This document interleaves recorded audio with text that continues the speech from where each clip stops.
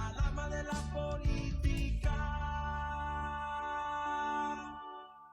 Hola, ¿qué tal, amigas y amigos? ¿Cómo están esta mañana? Me da mucho gusto saludarlas y saludarlos. Estamos honrados con su presencia esta mañana y yo de manteles largos porque estoy recibiendo en este set a una persona que quiero mucho, que le debo mucho y que es una gran aliada de todas las mujeres en el municipio de Apodaca, Nuevo León, como lo ha sido en el estado también. Elisa Estrada Treviño, un aplauso muy fuerte.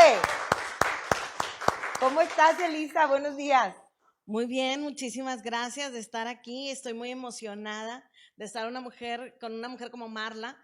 Marla es un huracán de buenas ideas, de impulso, de actividad. Y bueno, pues siempre estoy feliz de estar contigo. Ay, Elisa, pues muchas gracias por venir, de verdad.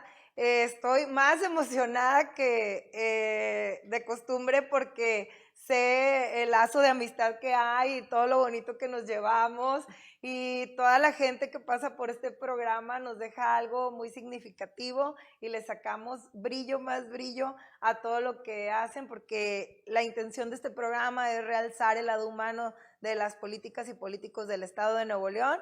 Como yo te lo platicaba, fue una idea que surgió hace tiempo y pues qué padre que ya lo podemos estar haciendo y que todos han aceptado, todas hasta el momento han aceptado estar aquí. Gracias, Elisa, y pues vamos a iniciar porque todos y todas te queremos escuchar esta mañana. ¿Dónde nace Elisa Estrada Treviño?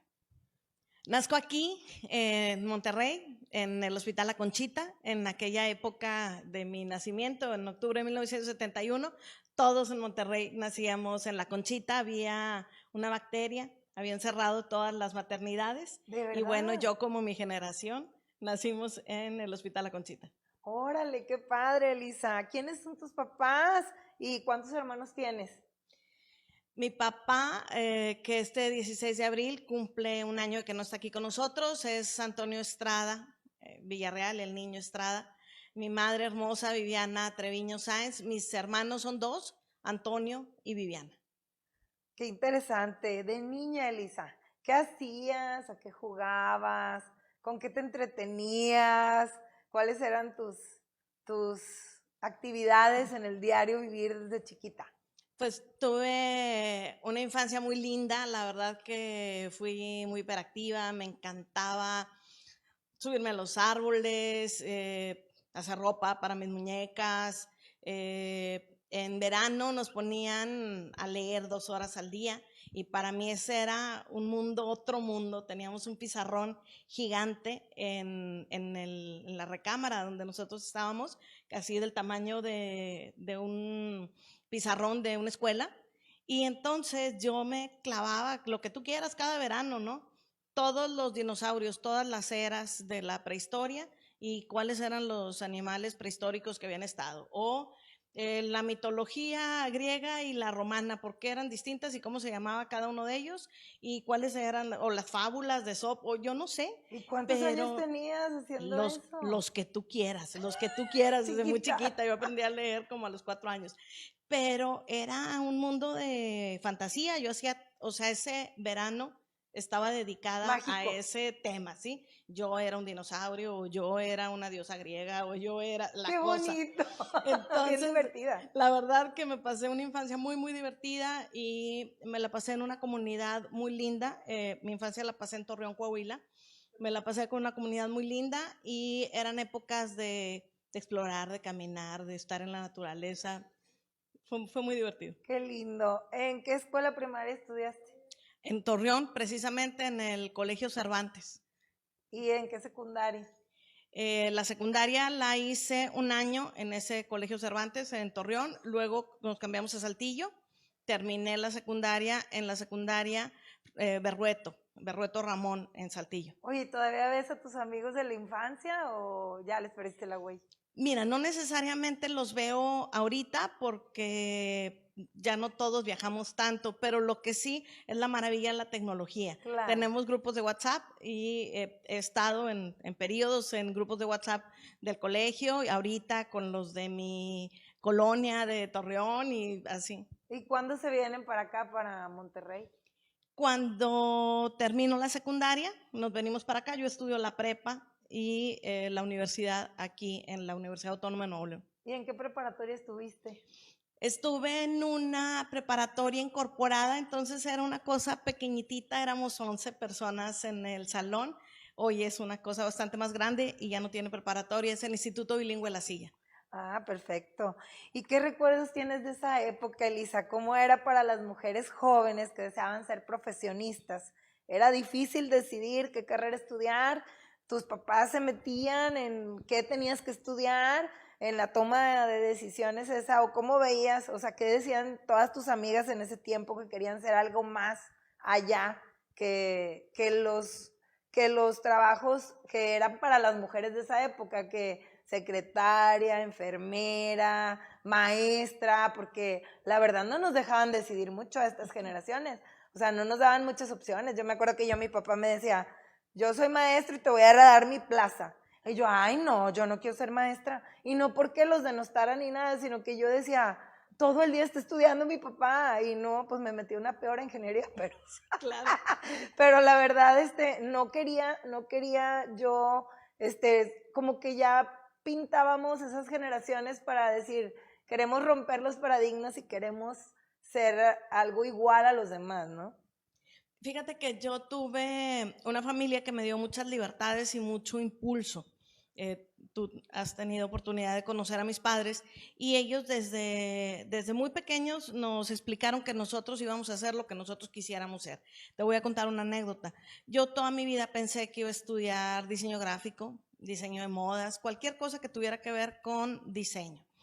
Y más grande, mi papá me sugería, me decía, no estudies diseño, haz una maestría en diseño, estudia arquitectura. Arquitectura tiene una plataforma más amplia de aprendizaje. Y yo dije, muy bien, voy a estudiar arquitectura.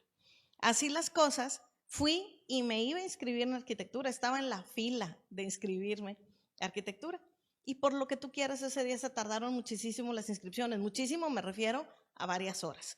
Y mientras yo estaba formada, mis amigos, mi papá es abogado, mi hermano es abogado, ambos de la Facultad de Derecho de la Universidad Autónoma de Nuevo León. Entonces, mis amigos que ya estaban ahí estudiando pasaban y yo estaba ahí formada y volvían a pasar y ya estaba informada. Entonces me dicen, oye, vamos a ir al cine, o sea, ya organízate con esto. Y yo, es que no me he inscrito. Entonces me dicen, pues vamos a leer, no te inscribimos ahorita, no hay nadie. Y yo, bueno, y así fue como me fui a inscribir a El Derecho. llamado de Dios a ser abogada.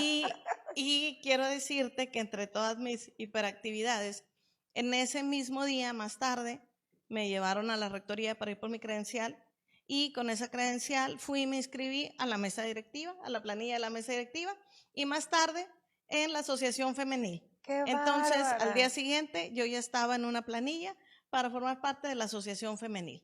Y bueno, pues así empezó mi historia en derecho. Entonces, en ese momento, respondiendo a tu pregunta inicial, eran las generaciones en las que las mujeres empezamos a ser más que los hombres en la Facultad de Derecho y desde entonces hasta el día de hoy somos más las mujeres abogadas que los hombres abogados. Era la época en la que se daba el cambio de género y dejaba de ser una profesión 100% masculina, en donde las mujeres ocupamos todos los espacios. Oye, por ejemplo, y ese día que tú ibas a arquitectura y que llegas en la noche a tu casa a decirle a tu papá, pues me inscribí en tu carrera, en tu profesión, ¿qué te dijo? Mi mamá es psicóloga. Mi mamá estudió contaduría cuando era joven, cuando no las dejaban decidir. Claro. Y entonces a ella no le gustaba eso. Y más tarde, cuando yo era niña, empezó a estudiar psicología. Para esa época, ella ya era una egresada de psicología. Y yo le decía, mamá, no sé qué estudiar. Entonces iba a hacer esas cosas de los exámenes, no sé, psicométricos, ¿no? Para saber qué era lo que yo tenía más habilidades. Y me decía, la mitad para diseño y igualito en eso, la misma cantidad, la mitad para ciencias políticas o derecho, lo que tú estudies. Y yo, mamá, no me resuelves nada, ¿no? O sea, esa duda yo ya la traía. Sí, te salía de repente campo con oficina, aire libre, con agricultura, con plantas de energía. Y decía uno, pues, ¿qué onda? Me sale todo, ¿no? Entonces yo decía, bueno, pues en mi casa, mi abuelo Antonio era abogado, mi padre Antonio era abogado. Mi hermano Antonio era abogado. Yo decía, bueno, yo voy a estudiar arquitectura, o sea, ¿para qué lo mismo, no? Y al final, ese día, estudié Derecho, llegué a mi casa, les avisé, siempre me escribí en Derecho, todos me voltearon y me dijeron, ojalá te guste. Y fue así, me gustó muchísimo, ¿no? ¿Y nunca te arrepentiste de haber decidido eso ese día? No, y fíjate que nunca, siempre pensé que iba a estudiar algo de diseño por las tardes o lo que tú quieras. Jamás lo hice, pero siempre me ha gustado muchísimo. No soy la mejor para diseñar, pero siempre bajo un programa o estudio cosas en internet, ¿no? De cosas de diseño y fue como más o menos sí, se va complementando la vida con diseñar cosas. ¿Y qué te motivaba día a día, Elisa, para seguir en esa profesión? Conforme pasaron los años, conforme cómo te fuiste convenciendo más y más que tú de ahí eras abogada. Vuelvo a mi familia. Mi padre, un abogado de profesión, siempre estuvo ligado a tres cosas: a la política, a la acción social y al deporte, en particular el fútbol americano. Y él todas esas cosas las convertía en algo que tenía que ver con el beneficio de la comunidad. O sea, siempre estaba en la parte organizacional. Ajá. Organizacional. Por ejemplo, él cuando era abogado empezó a ser abogado laboralista, pero defendiendo los sindicatos. Lo que él buscaba era proteger el derecho de los trabajadores. Luego, posteriormente, formó parte del sindicato de los trabajadores de la Universidad Autónoma de Nuevo León o de la Universidad Autónoma de Coahuila cuando estuvo allá. Toda la vida tuvo una carrera partidaria. Tenía en su haber la presidencia del Colegio de Abogados y entonces todas esas cosas tenían una contraparte que era la asistencia social y siempre lo hizo con mi mamá y siempre se hacían en mi casa. Siempre las cosas se organizaban en mi casa. Entonces mi familia participaba de esas cosas. Por ejemplo, va a haber elecciones estudiantiles. Vengan ustedes a ayudarnos a hacer sándwiches para llevarle a la gente que está trabajando en la universidad. O vamos a hacer tal actividad, ayúdenos donando ustedes los juguetes que ustedes desean donar para llevárselos a los niños en Navidad. O vayan y recolecten con sus amigos, o ayúdenos a empacarlos, o ayúdenos a llevarlos. Total que en mi casa siempre hubo una actividad de tipo social que tenía que ver con una vinculación en la vida pública. En mi casa siempre se vivió la política como una forma de buscar un progreso para los demás y siempre estuvo aunado a un tema que tenía que ver con una actividad social. Entonces yo desde mi niña aprendí una cosa que es a lo que me he dedicado toda mi vida. Fíjate que el artículo 3 de la Constitución dice una cosa, dice: la democracia es un sistema de vida basado en el continuo mejoramiento de la población. Yo no sé por qué eso me lo aprendí desde que era muy niña. Yo sabía esa cosa y me parecía bien interesante ese concepto de democracia. Luego estudié y supe que en las escuelas de ciencia política se estudia este concepto porque es uno de los conceptos más lindos del mundo sobre la democracia. Entonces, en México, nosotros que veníamos de la revolución, ese México postrevolucionario que hace esta Constitución, dice que la educación es la forma de llevar al desarrollo a las mexicanas y a los mexicanos. Y esa educación va a ser democrática. Y esa democrática está basada en el continuo mejoramiento de la población. Pues total que esa cosa me conquistó.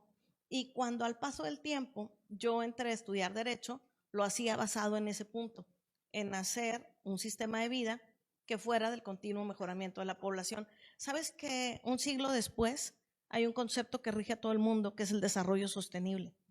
Y el desarrollo sostenible es en esencia lo mismo que ese concepto de democracia que yo conocí de niña, que me hizo estudiar Derecho, que me hizo hacer toda una vida en el servicio público y en la política. Yo he dedicado 33 años al servicio público, de los cuales alrededor de 30 los dediqué a la política y como de esos unos 25 años los he dedicado a la consultoría y todos los hechos que he realizado tienen que ver con ese solo principio, hacer un sistema de vida basado en el continuo mejoramiento de la población. por eso me dedico a construir políticas públicas. Qué hermoso, Elisa. Pues así como a ti te conquistó ese principio, así tienes cautivada a nuestra audiencia. Vamos a un corte y regresamos porque esto está bien interesante y nos tienes, pero felices escuchándote, Elisa. Un aplauso.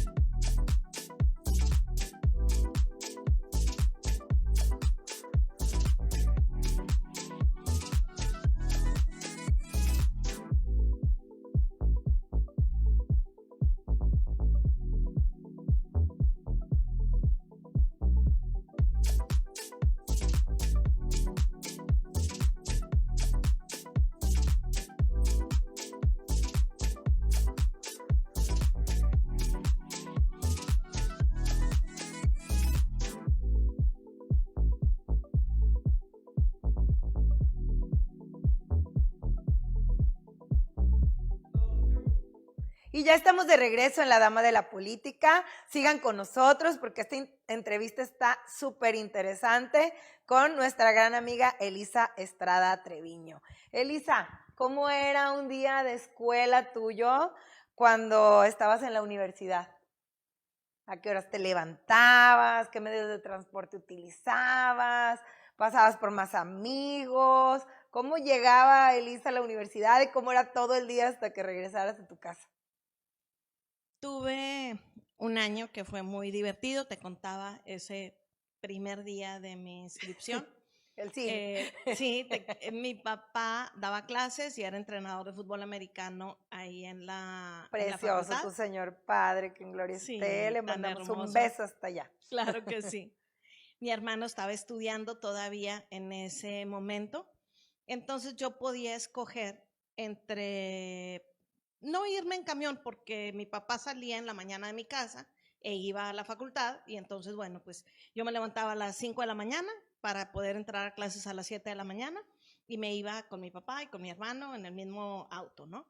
Y entonces podía decidir regresarme a las 11 que mi papá regresaba o si no podía esperarme a que él fuera a entrenar fútbol americano.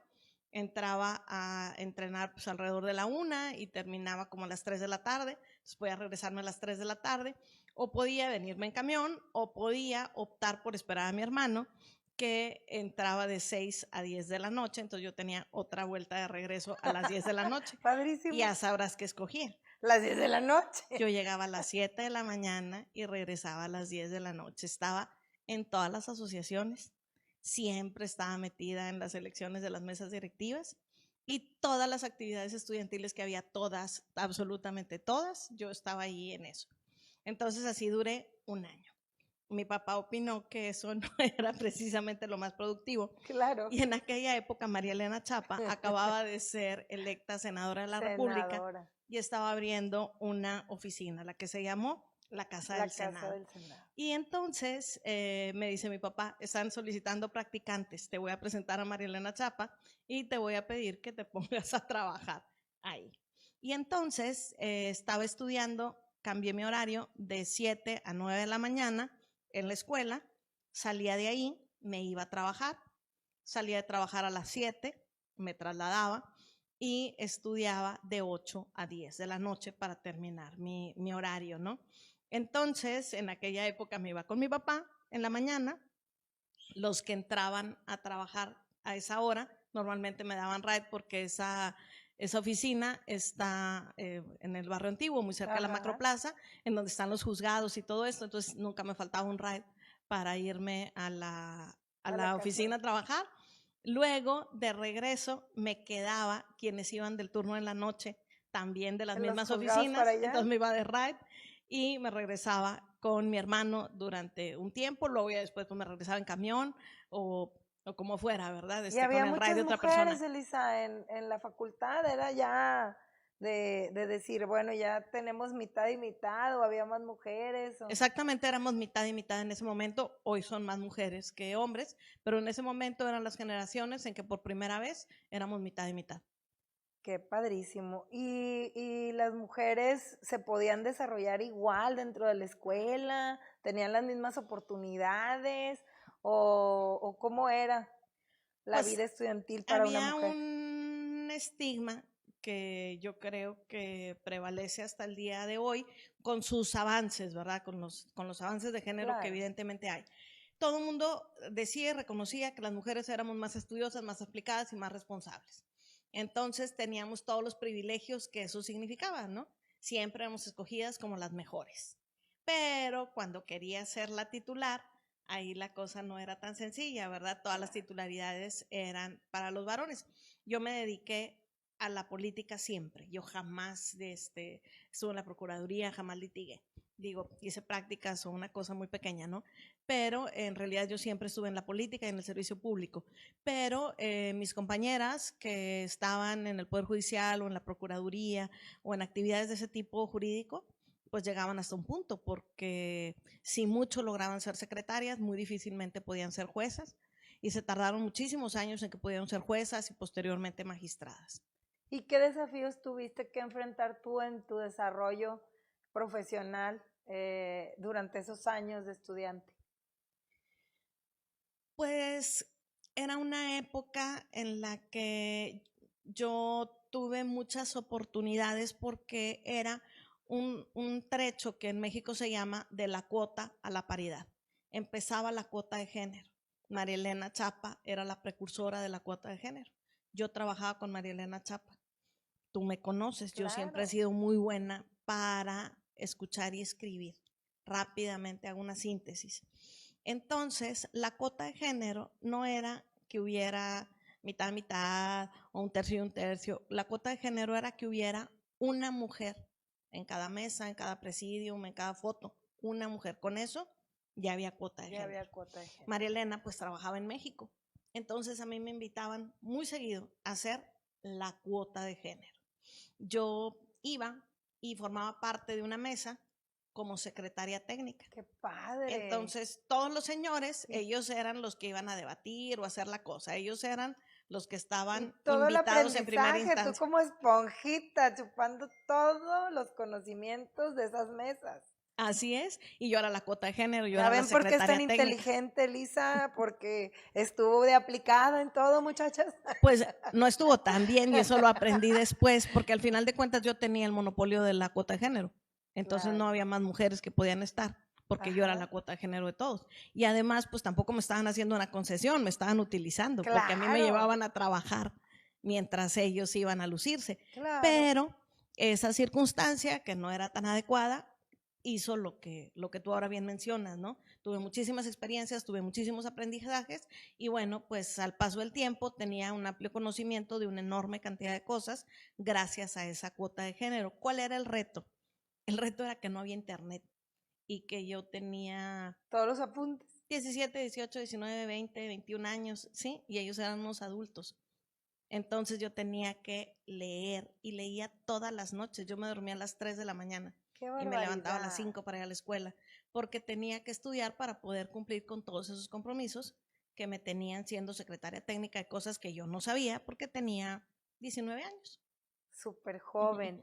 Ya nos dijiste que tu primer trabajo fue en la Casa del Senado con María Elena Chapa, ya nos has contado cómo estuviste en todas esas mesas de trabajo. ¿Nos puedes enlistar qué otros trabajos tuviste después de los más destacados y del que más te sientes orgullosa de haber tú participado? Sí, mira, yo inicié en la oficina de María Elena Chapa y ahí empezó un trecho de mi vida que fue legislativo. Yo empecé trabajando para ella 4 años, después entré al Centro de Estudios Legislativos, que abrió un periodo de trabajo en el Congreso local de alrededor de unos 18 años interrumpidos. No estuve todas las legislaturas completas, pero estuve prácticamente todas las legislaturas de ese periodo. Luego, después de ahí, pasé a trabajar a el gobierno del estado en la oficina ejecutiva de la gubernatura. Ahí tuve la oportunidad de trabajar en la oficina ejecutiva como tal y luego creamos la coordinación de participación ciudadana que se mantiene hasta esta fecha y trabajé también ahí. Después termino esa etapa gubernamental de gobierno del estado y entro a una vida municipal.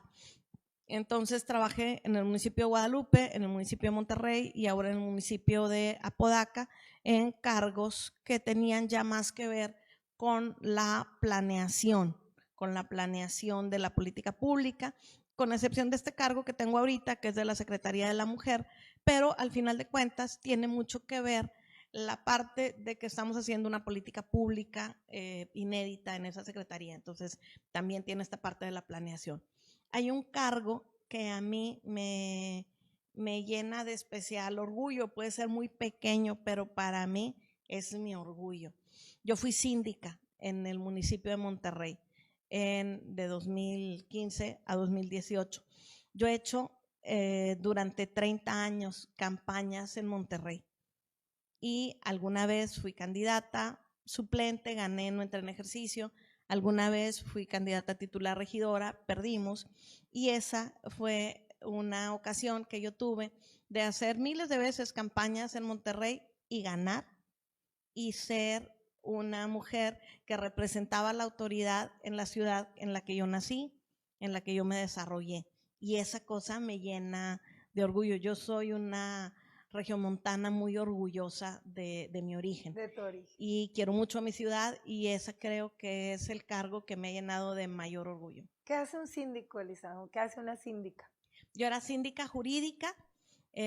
Tienes responsabilidades como todos los que forman parte del ayuntamiento de tomar decisiones colectivas para como máxima autoridad, ¿verdad? Para beneficio de la comunidad, pero tiene una particularidad el síndico y la síndica, uno de los dos cargos es hacendario y otro es jurídico, el mío era jurídico, y tiene que ver con revisar la legalidad de los actos que pasan por el ayuntamiento, y ese era mi encargo, y bueno, pues yo como abogada lo hacía con mucho honor, ¿no? Con mucho orgullo. Claro, y súper interesante porque aparte venías haciendo todo ese tipo de mejoras desde mucho tiempo atrás, ya lo aplicaste súper bien en ese cargo. A la par, cuando fuiste síndica, ¿fuiste también ya presidenta del OMPRI Nuevo León? Sí, yo tuve como síndica 3 microcarguitos partidarios al mismo tiempo. Estaba en mi parte final de ser secretaria de la Unidad Revolucionaria, que es un organismo partidario. Luego después tuve un gran periodo de como un poco menos de 2 años de ser dirigente del organismo de mujeres, que tuvimos ahí la oportunidad de coincidir. De trabajar juntas, padrísimo. Sí, claro que sí, en la Escuela Nacional de Mujeres Una gran Priistas. presidenta que fue Elisa, de verdad, y nos ayudó bastante y nos ayudó a trazar y construir las metas que deseábamos. Yo, honestamente, me acuerdo mucho un café que me tomé contigo y que me dijiste, vamos, sacaste una hoja. Y con esa particularidad que tienen sus bellas manos, que hace todo plasma en un papel, vamos a ver, ¿qué quiere Marla Treviño? ¿Para dónde nos vamos a mover? ¿Qué vamos a hacer? ¿Dónde trabajas más? ¿Dónde te conocen más? ¿Dónde hacemos aquí? Aquí vamos a trabajar, y de ahí me fui a lograr cosas, pero realmente se necesita de las mujeres que nos apoyemos así. Y yo siempre te voy a agradecer ese café que nos tomamos, porque me dijiste, a ver, creo que andamos muy perdidas, por acá no es la cosa, va a ser por acá. Y así fue como tú, Marichu y César Cavazos, todo el mundo empezamos a construir mi caminito, del cual yo pues estoy muy, muy agradecida con toda la gente que me ha apoyado, y tú estás en esa parte de esas personas aquí en mi corazón, cosa que te agradezco en el alma, porque sabes trazar cómo, o sea, sabes decirle a la gente, no, a ver, yo decía, no, hombre, Elisa, me está diciendo un sueño guajiro, imposible, pero la verdad, no me tardé nada, como tú me dijiste. Entonces, esa es tu particularidad, y eso es algo que yo te admiro, y siempre te voy a hacer, a poner casa, oxo, como dicen por ahí, porque de veras que, como me dijiste, fue bien fácil. Era nada más una mujer que me ayudara a guiarme.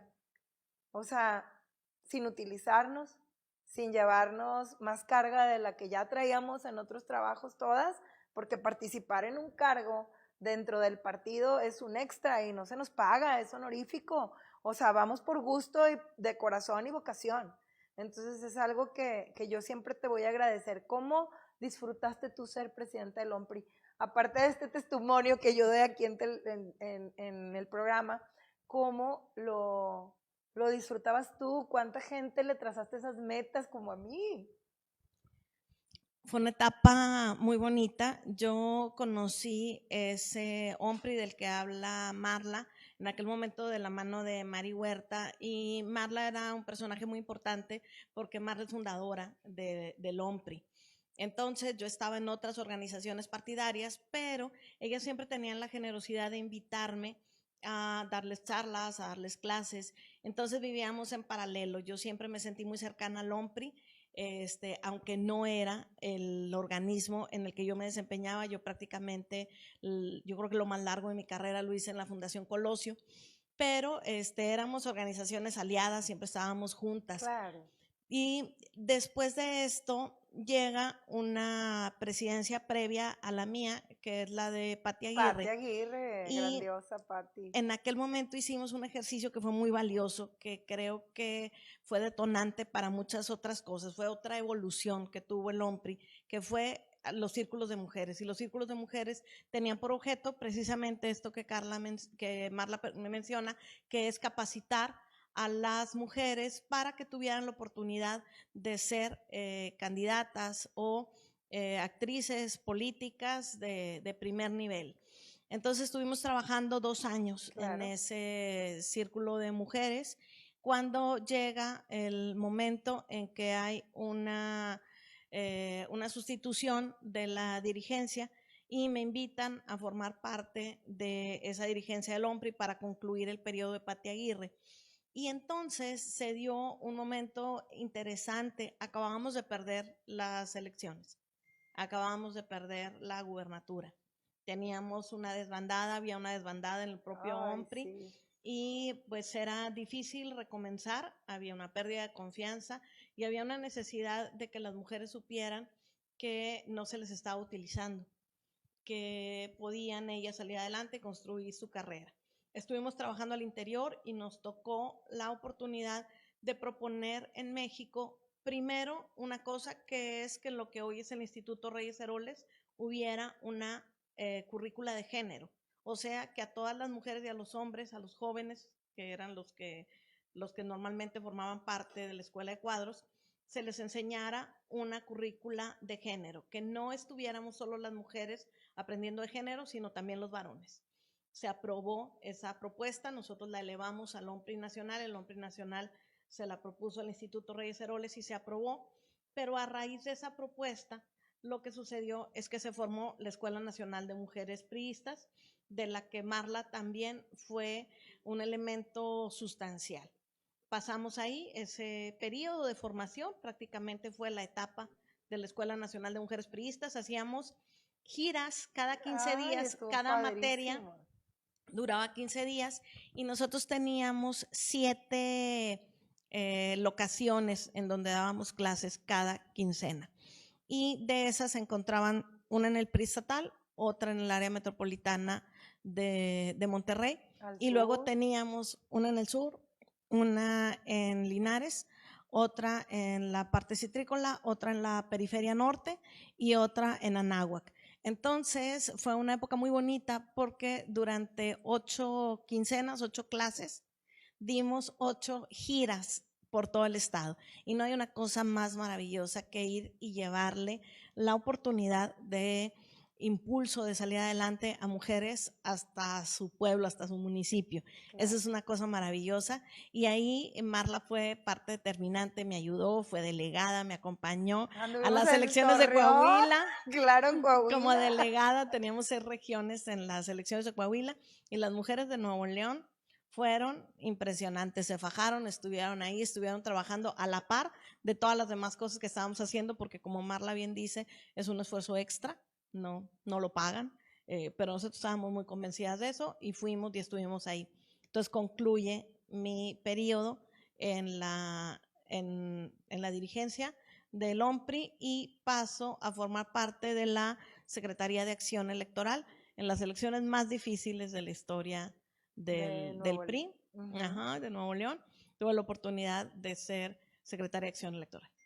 ¿Y te gustaba hacer eso, Elisa? Sí. ¿Cómo hacías todas esas planeaciones? Sí, bueno, pues la parte de la de la perspectiva, del análisis político, de la meta electoral, es algo que me gusta mucho, es algo que me enseñaron desde muy joven y lo he hecho durante muchas elecciones, entonces pues lo disfruté muchísimo. Era una elección infinitamente cuesta arriba, pero al menos en la parte de la organización electoral estuvo muy bien armada, tuvimos una representación del 98%, lo cual es muchísimo decir, y tuve la oportunidad de terminar entregando los libros blancos de la elección, que era la primera vez que se hacía una historia de lo sucedido en una elección, Claro. ¿no? Entonces, bueno, pues aún y con sus resultados, la verdad es que lo disfruté muchísimo, pero además fue una elección de paridad. Entonces tuvimos mujeres que formaron parte de la paridad vertical, horizontal. Entonces, yo que venía de esa lucha de toda una vida, ¿no? Para mí fue un orgullo muy grande participar en la organización de unas elecciones paritarias. ¿Qué significa el PRI para Elisa Estrada? Para mí el PRI fue el escenario de mi aprendizaje. Para mí el PRI tenía esa cosa que me llenaba absolutamente todo. El PRI tiene un lema que se llama democracia y justicia social. Y cuando yo daba clases, yo di muchísimo tiempo clases, por eso estaba en la Fundación Colosio, de la ideología partidaria, de los estatutos, de los documentos básicos del PRI. Y entonces yo les explicaba esta historia, ¿no? El concepto de democracia en México es el concepto más alto del mundo. Pero el priismo debiera ser una estirpe superior que la de todas las mexicanas, porque el PRI no solo pensaba que la democracia era un sistema de vida basado en el continuo mejoramiento de la población, sino que esa democracia tenía que ver con la justicia social, que significaba que no tuviéramos un bienestar en general, sino que cada quien tuviera lo que necesitaba para salir adelante, que es la justicia social, que todas y todas las personas de México tuvieran lo que socialmente les correspondía para poder salir adelante. Entonces el PRI presentaba una mejora a ese concepto con el que yo había crecido, del que yo me había enamorado, el que me había hecho trabajar toda mi vida, tener 3 trabajos diarios todos los días de mi vida. El Y a PRI todos ibas, representaba eso porque te para mí. veíamos en todos lados, te veíamos en una foto en Facebook en la mañana de síndico, y luego te veíamos en la tarde como presidente del OMPRI, y luego te veíamos en la elección de Coahuila, y luego te veíamos como maestra de la escuela. Decíamos, ¿a qué horas descansa? ¿De dónde se apaga la mujer? Pero siempre con ese compromiso y con esa entrega de la cual te admiramos todos y te lo reconocemos y te lo valoramos mucho, Elisa. Muchas Pasamos gracias. a otro punto muy importante. Ahora que estás en el municipio de Apodaca con el licenciado César Garza Villarreal, el mejor alcalde de México, que no lo digo yo, lo dicen las encuestas, y de verdad muy reconocido todo el trabajo que lleva. ¿Cómo se establece la planeación para proyectos de mujeres en un municipio tan importante como es Apodaca, la capital industrial? Mira, Apodaca tiene una especial relevancia. Tú y yo lo sabemos muy bien porque lo vivimos, pero vamos a compartirlo con quienes están viéndonos en este momento. Apodaca es la segunda ciudad más grande de Nuevo León. Es un municipio joven con ultracrecimiento. Nada más de el censo del 2010 al 2020 creció un 24.5%. La mitad de su población son mujeres y son mujeres jóvenes. La edad promedio de Apodaca son 18.9 años de edad. Eso significa que es un municipio con grandes retos porque es un municipio dinámico en formación y además no tiene la madurez que tienen otras poblaciones, tiene la propia actividad, la propia energía de la edad de su población.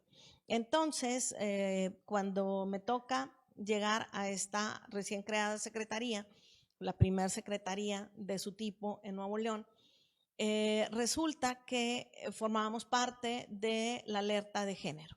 La alerta de género es un mecanismo que se lanza para prevenir que las mujeres sufran feminicidios. Eso quiere decir que hay una violencia generalizada y por eso se tiene que lanzar la alerta para que todas las autoridades de gobierno, federales, estatales y municipales, podamos contener esa violencia que existe estructuralmente desde la sociedad y desde las instituciones. ¿Qué programas te gustaría implementar para erradicar todos los tipos de violencia? Porque Pues nosotros, tenemos pues que la económica, la psicológica, hay bastantes tipos sí, que cómo no, mucha gente de casa no sabe que son violencias porque viven la normalidad, es ese correcto. tipo de maltratos. Entonces, ¿qué nos puedes platicar de cómo podemos erradicar cada tipo de violencia? La violencia, todas estas violencias de género, todas las violencias en contra de las mujeres, también se encuentran en el hogar y además ahora forman parte de la violencia social. Ha pasado tanto tiempo desde que no tuvimos la capacidad suficiente de parar la violencia, que la violencia ahora forma parte de la sociedad, pero inicia en la violencia de género. Entonces es la primera que se debe agotar. Además, la violencia de género llega a ser feminicida. Entonces hay que actuar antes de que las mujeres sufran estragos Claro. hasta la muerte. Entonces lo que nosotros hicimos fueron una línea transversal que forma, por cierto, parte de un eje transversal de todo el gobierno municipal, que es la perspectiva de género. ¿Qué significa esto? Que revisemos que todos los programas, todas las acciones, todos los planteamientos del gobierno municipal no tengan brecha de género, haya igualdad entre mujeres y entre varones. Y todos los que encontremos que tiene una brecha, hagamos acciones afirmativas para erradicarla. Y si la brecha es muy, muy grande y no la vamos a poder erradicar en 3 años, hagamos un plan de acción para que se vaya disminuyendo hasta que se erradique. Esa es una línea transversal de toda la administración pública municipal y la encabeza en este caso la Secretaría de las Mujeres, en la que tengo el honor de estar. Y tenemos 3 líneas de trabajo al interior de esta secretaría. El primero es de mujeres libres. Es una ruta desde la violencia hacia la libertad. Entonces tenemos 10 grupos, 10 equipos multidisciplinarios. Uno de ellos es para varones, ahorita se los voy a contar, pero 9 tienen que ver con violencia hacia las mujeres.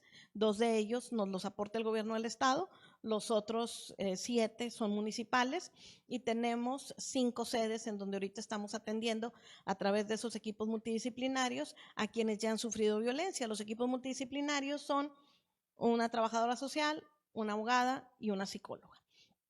Entonces, a través de ese programa se hace una ruta hacia la libertad a través de un acompañamiento psicológico y a través de un acompañamiento jurídico en el caso de que la circunstancia de la violencia de esa mujer así lo requiera.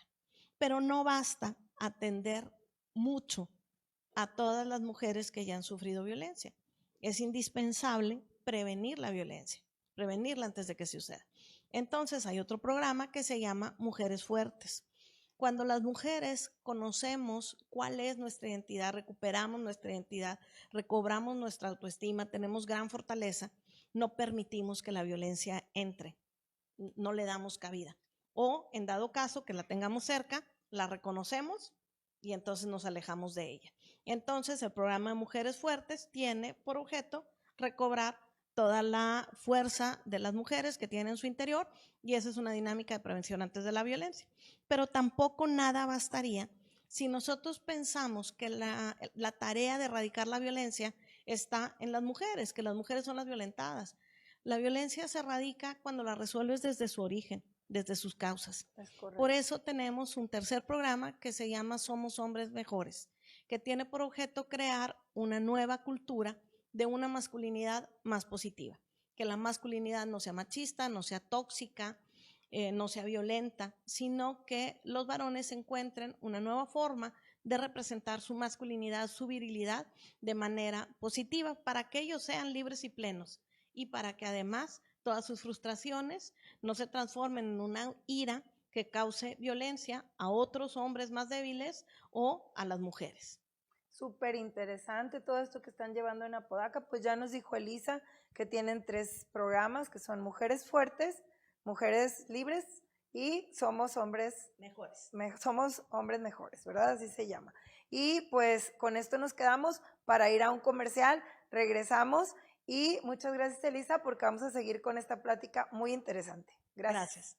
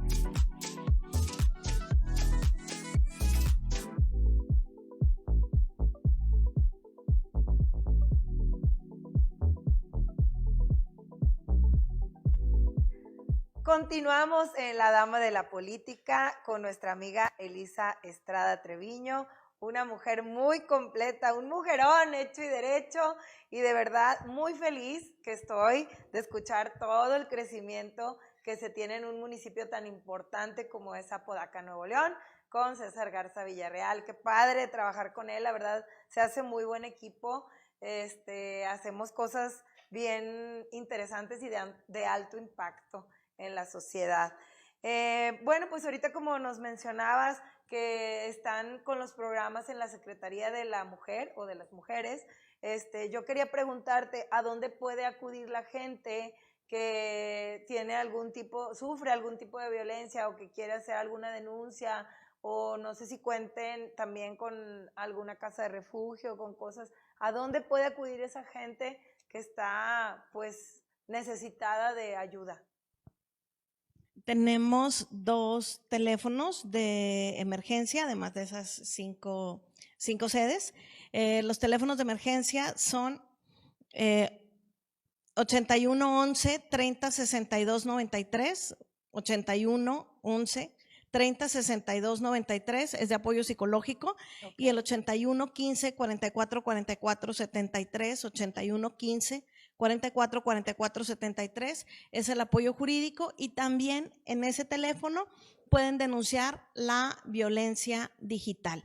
Quiero decirte que hay 2 programas que son muy interesantes que ha impulsado con gran fuerza nuestro alcalde César Garza. Uno es este que te menciono de Somos Hombres Mejores, en donde el alcalde es el principal actor e impulsor de este cambio de cultura hacia una nueva masculinidad, y lo hace él personalmente desde su función como presidente, pero también bajando hacia las secretarías, hacia el gabinete municipal, hacia toda la administración pública municipal, y luego desde arriba hacia abajo en toda la administración pública municipal, y desde adentro hacia afuera, hacia la sociedad, con el empresariado, con las ligas deportivas, con la comunidad. Entonces, este es un programa muy importante porque es único en su tipo en todo el país.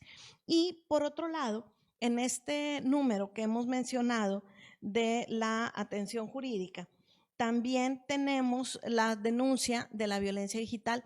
Tenemos en el municipio una ventanilla única en contra de la violencia digital, y no nada más tenemos un equipo multidisciplinario que está integrado por mujeres, que se encarga de recibir a las mujeres que han sido víctimas de violencia digital, sino que además nos vemos respaldadas por otras áreas del gobierno municipal, como puede ser la parte de la Secretaría de Gobierno Abierto e Innovación Tecnológica, para toda la parte que tiene que ver con las páginas de internet en las que se esté publicando este material, a la parte de la Consejería Jurídica, que tiene toda el expertise penal y en amparo que se requiere en esta materia, y también con la Secretaría de Seguridad Pública, que tienen pues la policía con inteligencia y la vinculación con las policías cibernéticas, tanto de Fuerza Civil como de la Agencia Estatal de Investigaciones.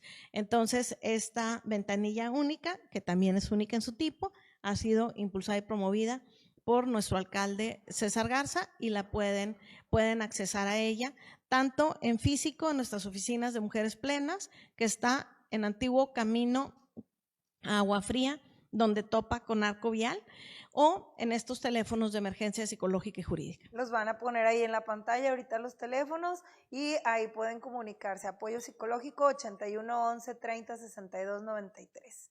Muchas gracias por esta información tan útil para todas las mujeres. ¿Qué les pedirías a todas las mujeres que están viendo este programa, Elisa? Que estén sufriendo algún tipo de violencia, ¿qué mensaje les darías? Que es importante que no normalicemos la violencia, porque cuando nosotros estamos normalizando la violencia, lo que estamos haciendo es mantenernos en un espacio de riesgo.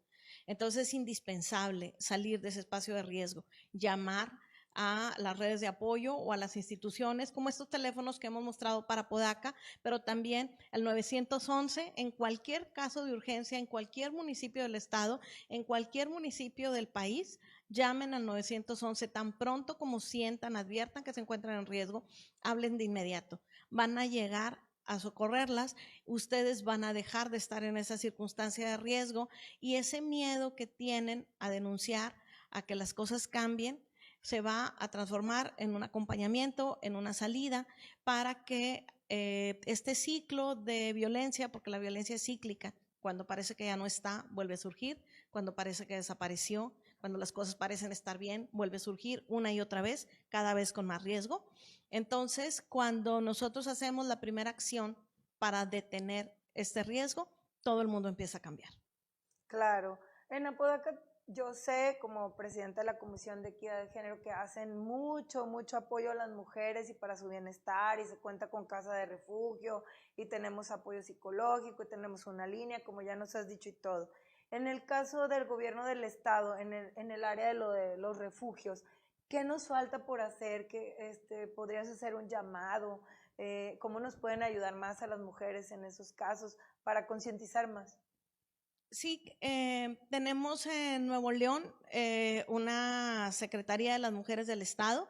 La Secretaría de las Mujeres del Estado tiene una vinculación con la Red Estatal de Refugios.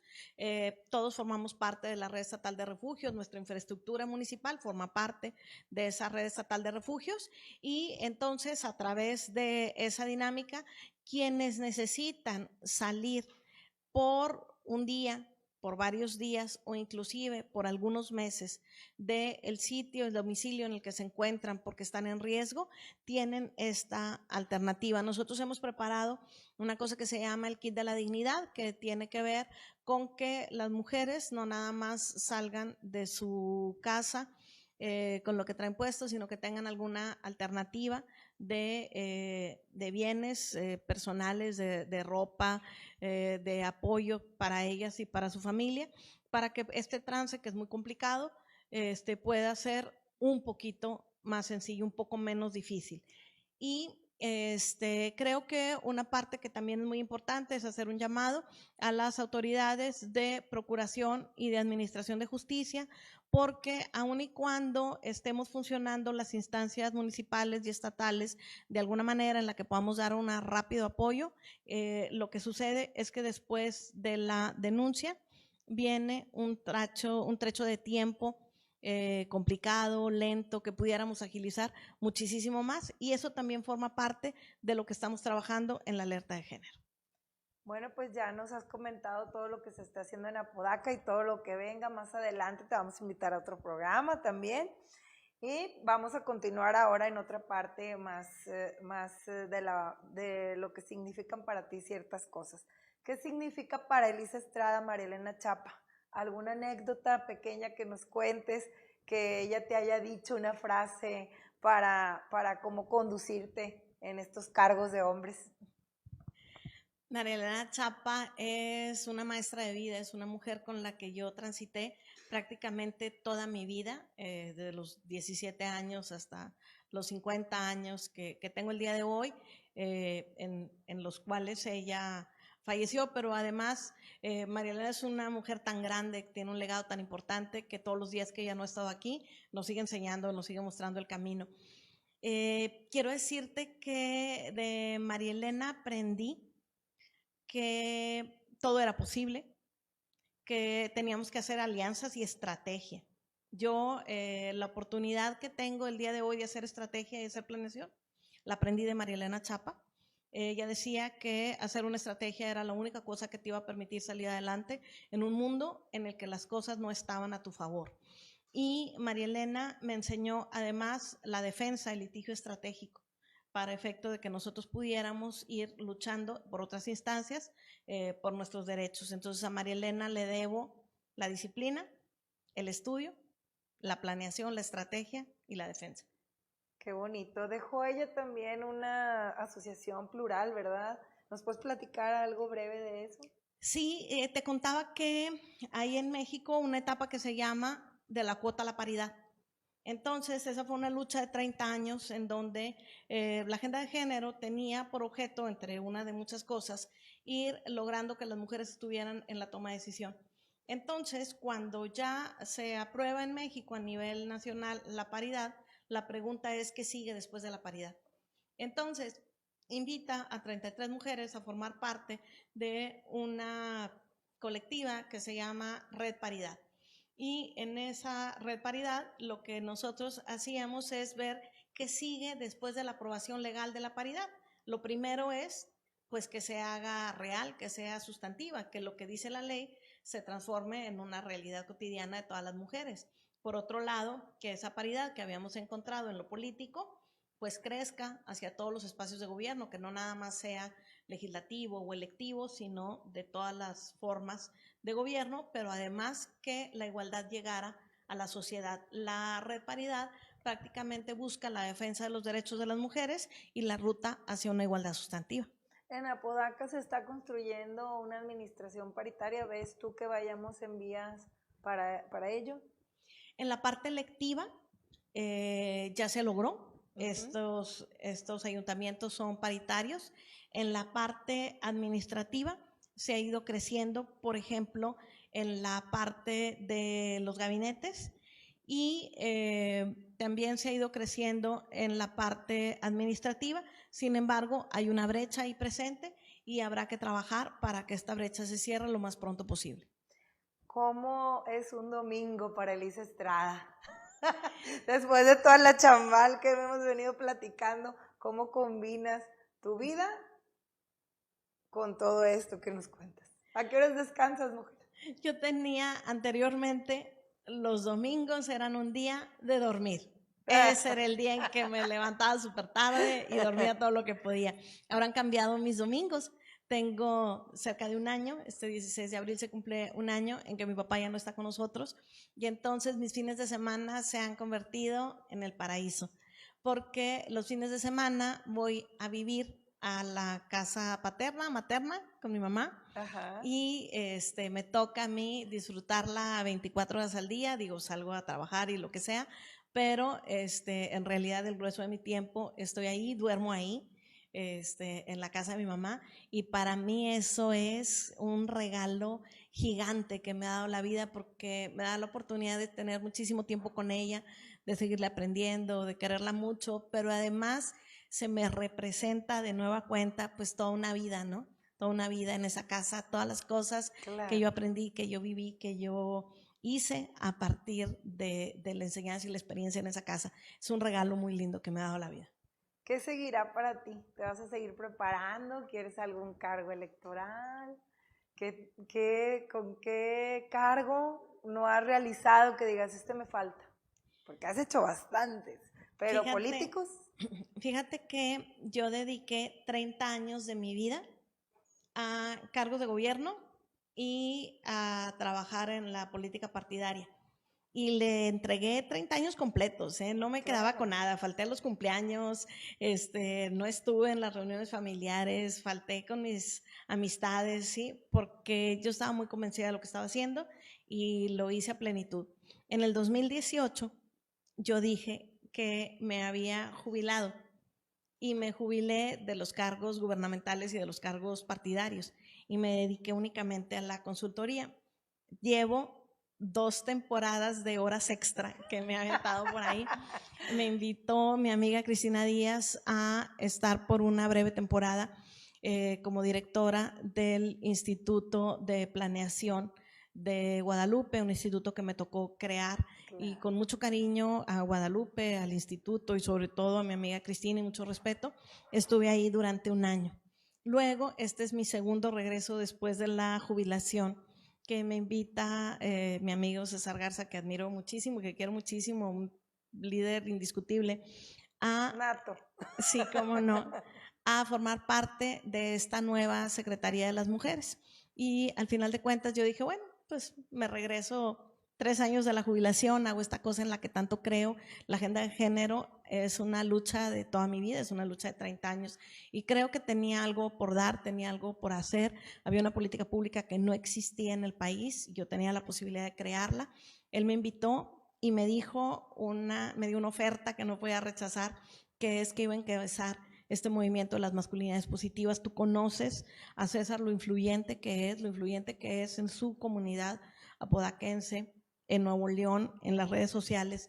Entonces, que él ofreciera formar parte de este cambio cultural con convencimiento cierto de que era lo necesario para que le diéramos un vuelco a la forma en la que se estaba atendiendo la violencia, para mí fue una oferta que no podía rechazar.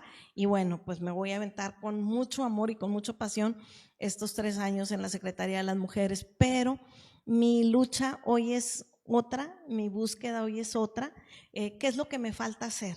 Ajá. Me falta dedicarme a la vida privada, me falta dedicarme a un trabajo, que es lo que yo deseo hacer, consolidar mi consultoría, que he sido consultora durante estos 25 años, pero nadie lo nota, nadie lo sabe, porque yo todo el día estoy trabajando en otra cosa de manera adicional, pero quedarme en mi consultoría, dedicarle tiempo a mi familia, a los míos, o sea, que los minutos, los días, las horas que me queden de estos siguientes 30 años, yo me los aviente en la parte privada, en la parte personal, enriqueciendo este pedazo de mi vida que no le dediqué tanto tiempo por andar en la vida pública. Qué bonito, Elisa. Si tuvieras a tu papá frente a ti en este momento, ¿qué le dirías? ¿Qué le agradecerías? Bueno, dices tú, o sea, voy a ser cacofónica contigo, voy a ser reiterativa. ¿Qué le diría? Gracias. Gracias porque es todo lo que siento. En el justo instante en que yo me di cuenta que mi papá había fallecido, cuando me hablan para decirme que a mi papá le había pasado algo, que fuera para mi casa, y noté en mi corazón que mi papá había fallecido, lo primero que sentí en mi cuerpo fue una cosa gigante y pensé, qué orgullo tan grande ser tu hija, qué orgullo tan grande que tú no estás aquí y todas mis células son tuyas, todo mi ADN, todas mis cosas son tuyas, y creo que si tuviera la oportunidad de decírselo a una persona, le diría eso, qué orgullo tan grande tengo de esta vida maravillosa, bien vivida, de ese padre que tuvo la oportunidad de engendrarme, que yo tuve la bendición de tener. ¿Y qué le dices a tu mami día a día? ¿Qué le sigues aprendiendo?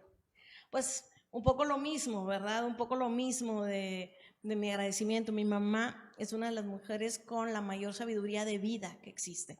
Es una mujer con serenidad, con paz, con una fuerza increíble y con una sabiduría de vida gigante. A mi mamá le digo que la amo y le doy las gracias todos los días. Mi mamá es parte fundamental de lo que hace que yo esté cuerda. Entonces, es una cosa muy grande, es el cariño más grande que hay, pues se lo agradezco muchísimo. Mi mamá, un beso, mi mamá, desde aquí. Un besote. Elisa, ¿cómo te definirías tú como persona? Oh, eso no es tan sencillo como todas las demás preguntas.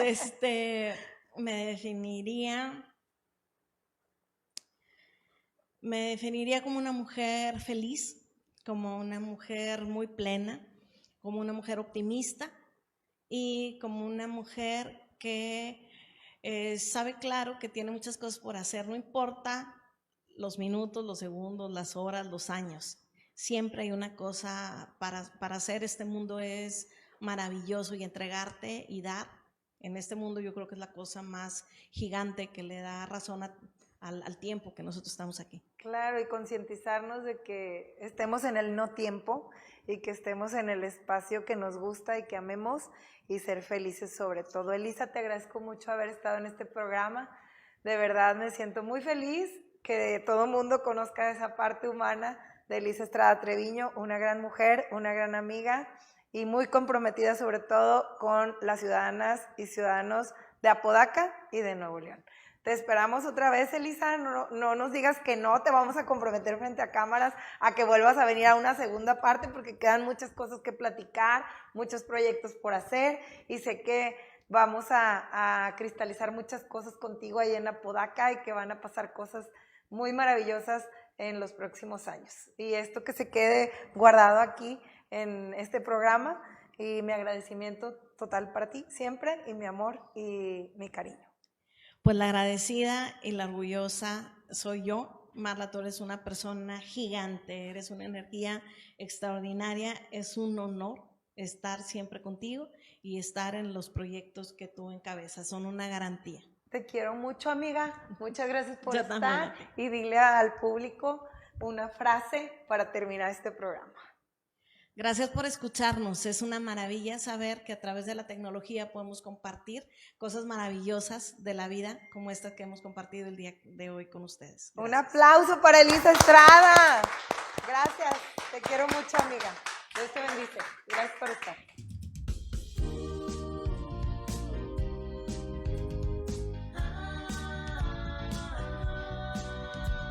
La dama de la política, ella te presentará el lado humano de ellos, tú verás. La dama de la política, con ella los conocerás. Es la dama de la política.